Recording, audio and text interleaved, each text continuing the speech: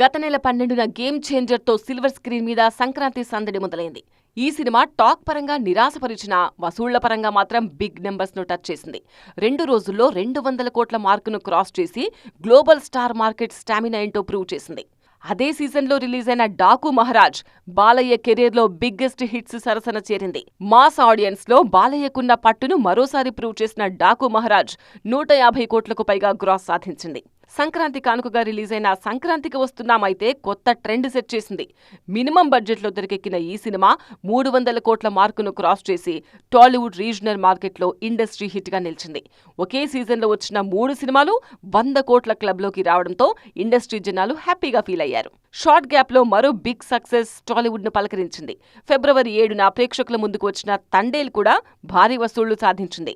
నాగ చైతన్య హీరోగా తెరకెక్కిన తొలి పాన్ ఇండియా మూవీ తండేల్. ఈ సినిమా 4 రోజుల్లోనే 73 కోట్ల మార్కును క్రాస్ చేసింది. దీంతో ఈ సినిమా 100 కోట్ల క్లబ్లో చేరడం లాంఛనమే అంటున్నారు క్రిటిక్స్. నెల రోజుల్లోనే టాలీవుడ్ స్క్రీన్ మీద 4 100 కోట్ల సినిమాలు రావడంతో బాక్సాఫీస్ కళకళ్లాడుతోంది. ఇదే జోరు ఈ ఏడాదంతా కంటిన్యూ కావాలని కోరుకుంటున్నారు సినీ అభిమానులు.